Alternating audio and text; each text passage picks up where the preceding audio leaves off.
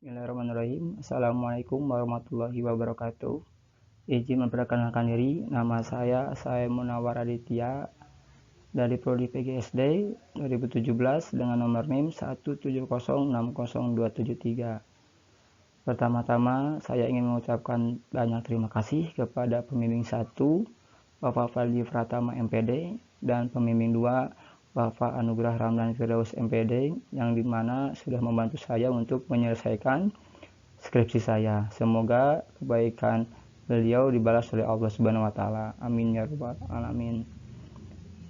Saya di sini akan mempresentasikan hasil skripsi saya yang berjudul Pembelajaran Daring Stimulasi Aspek Seni Rupa melalui kegiatan mencetak gambar pada masa new normal anak kelas 2 sekolah dasar, yang dimana saya mengambil judul ini dikarenakan dengan seni siswa akan semakin tertarik dalam belajar atau minat belajarnya akan semakin meningkat.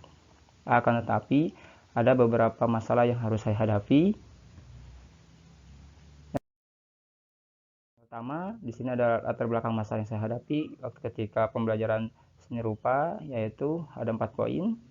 Yang pertama, masa pandemi COVID-19 yang dimana dikarenakan angka COVID yang terus melonjak, khususnya di Pulau Jawa, pemerintah mengeluarkan kebijakan PPKM, pemberlakuan pembatasan kegiatan masyarakat, dan kegiatan belajar mengajar wajib dilakukan secara daring atau jarak jauh. Yang kedua, kurangnya kreativitas kemandirian peserta didik. Anak menjadi kurang mengekspresikan imajinasinya. Kreativitas dan kemandirian dapat membantu anak mengekspresikan imajinasinya melalui berbagai macam kegiatan dari yang sederhana menuju kompleks, mudah ke sulit, mengolah diri sehingga mampu menghidupi dirinya sendiri. Yang ketiga, kendala siswa dan guru pada saat pembelajaran jarak jauh. Saat pembelajaran daring, tidak sedikit siswa dan guru mengalami kendala seperti jaringan yang kurang stabil, media yang kurang mendukung, dan kendala lainnya. Yang keempat, cara mengajar guru yang membosankan. Masih banyak guru menggunakan metode pembelajaran yang monoton saat pembelajaran daring. Maka, dengan menggunakan metode pembelajaran yang variatif dalam pembelajaran daring, diyakini akan melahirkan hasil belajar yang lebih baik. Setiap anak memiliki modalitas belajar yang berbeda-beda. Tujuan penelitian.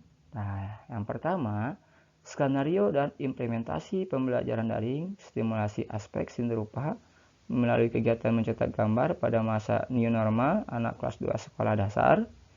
Yang kedua, respon siswa dan guru sekolah dasar terhadap pembelajaran daring, stimulasi aspek seni rupa melalui kegiatan mencetak gambar pada masa new normal anak kelas 2 sekolah dasar.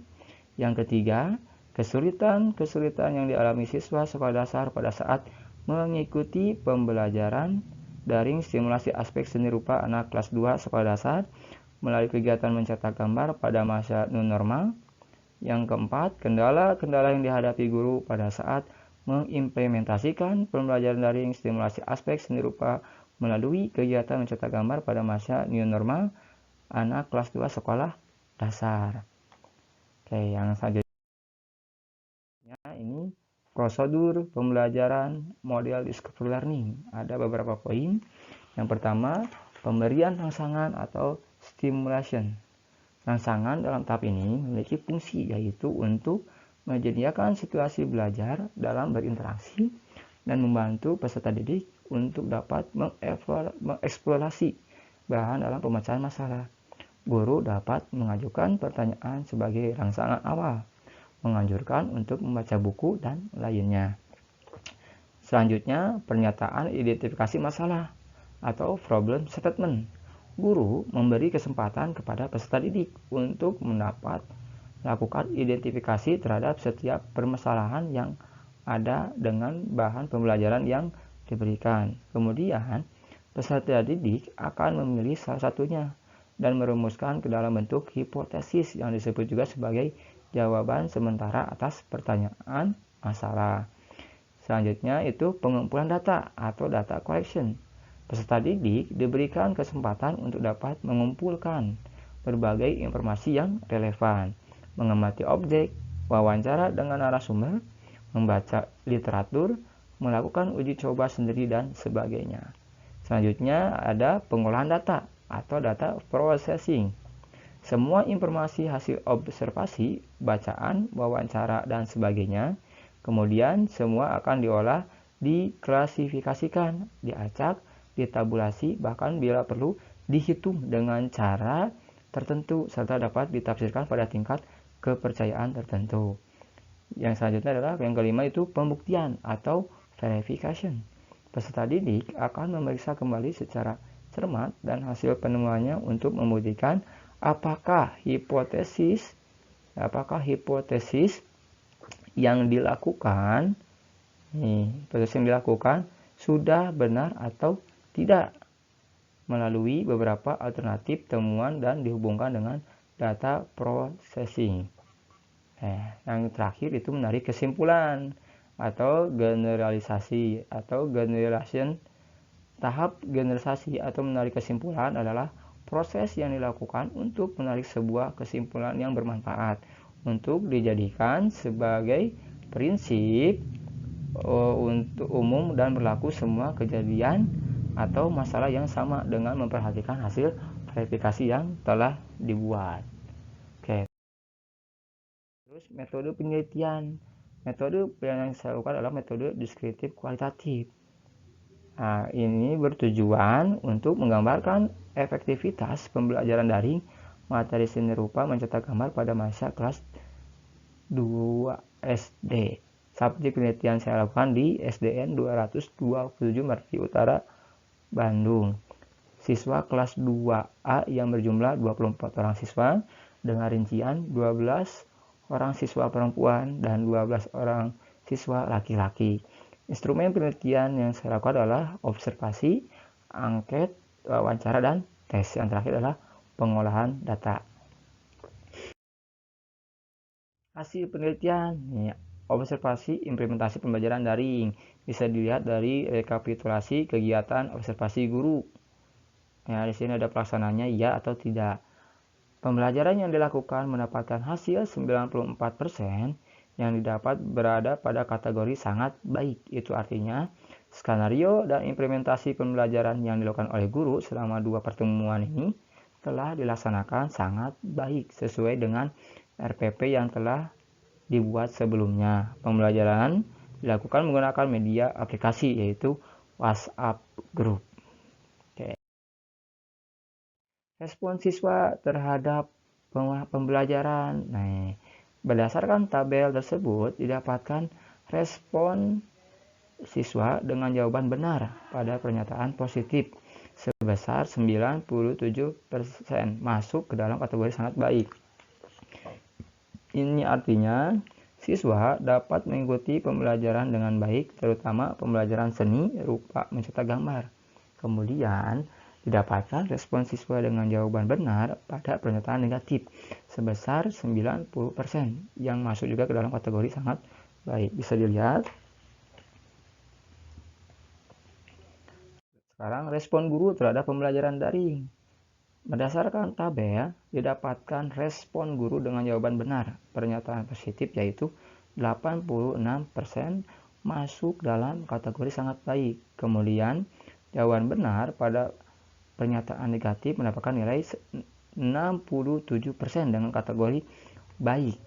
Ini artinya secara dominan respon guru terhadap pembelajaran daring adalah baik, yang berarti guru dapat melaksanakan pembelajaran daring dengan baik dan hasil daring pembelajaran daring tersebut memberikan dampak kepada siswa seperti hasil di atas. Dampak yang dirasakan siswa yaitu lebih kreatif, percaya diri, dan aktif. Selanjutnya ini hasil penelitian. Ada kendala yang dialami guru dan kesulitan yang dialami siswa. Yang pertama ini adanya siswa yang tidak dapat menggunakan gawai untuk mencari referensi gambar yang bagus untuk dicetak dengan menggunakan internet. Yang kedua, alat dan media yang diperlukan. Sekarang kesulitan yang dialami oleh siswa. Kesulitan mencetak gambar, kurang memahami materi, kurangnya interaksi dengan guru, membutuhkan ketelitian, ketepatan posisi, kehabisan kota, sulit dan membuat pola, kurang rapi dan jaringan. Itu yang selalu dirasakan oleh siswa.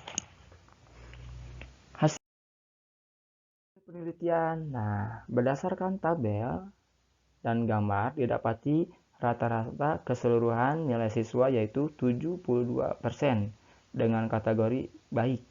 Rata-rata tersebut didapatkan dari rata-rata nilai siswa di pertemuan pertama dan kedua. Rata-rata ini siswa di pertemuan pertama yaitu 68% dengan kategori mampu dan naik di pertemuan kedua menjadi 76% dan masuk pada kategori baik. Itu hasilnya bisa dilihat ya. Nah, terakhir ini kesimpulan. Nah, yang pertama itu gambaran secara umum implementasi pembelajaran daring yang dilakukan oleh guru melalui media pembelajaran WhatsApp dengan menggunakan bantuan RPP dalam pelaksanaannya mendapatkan presentasi nilai sebesar 94% dan masuk ke dalam kategori sangat baik. Yang kedua, gambaran mengenai respon siswa dan guru terhadap pembelajaran daring pada stimulasi aspek seni rupa melalui kegiatan mencetak gambar di masa new normal pada anak kelas 2 secara keseluruhan berada pada kategori tinggi, yaitu 97%. Siswa memberikan respon yang positif. Ini artinya pembelajaran secara daring masih bisa diikuti siswa dengan baik, sedangkan untuk respon guru mendapatkan nilai 97% dengan kategori sangat baik. Ini artinya guru dapat melaksanakan pembelajaran secara baik dan memberikan hasil kepada siswa melalui pengalaman mencetak gambar. Ketiga, kendala yang dihadapi oleh guru dalam melaksanakan pembelajaran daring pada stimulasi aspek seni rupa melalui kegiatan mencetak gambar di masa new normal pada anak kelas 2, terdapat dua kendala yang dihadapi guru, yaitu adanya siswa yang tidak memiliki gawai dan terbatasnya alat dan bahan yang diperlukan saat praktek. Hal tersebut untuk membuat guru terkendala dalam menyampaikan materi saat pembelajaran. Yang keempat, kesulitan yang dihadapi oleh siswa dalam mengikuti pembelajaran secara daring. Didapatkan 9 kesulitan, yaitu kesulitan dalam mencetak gambar, kurang memahami materi, kurang interaksi dengan guru, membutuhkan ketelitian ketepatan posisi, kehabisan kota, sulit dalam membuat pola, kurang rapi dan jaringan. Dan terakhir yaitu gambaran hasil tes mencetak gambar siswa pada mata pelajaran seni rupa yaitu 72% siswa masuk pada kategori baik. Mungkin itu yang dapat saya sampaikan. Mohon maaf jika ada kekurangan. Terima kasih. Assalamualaikum warahmatullahi wabarakatuh.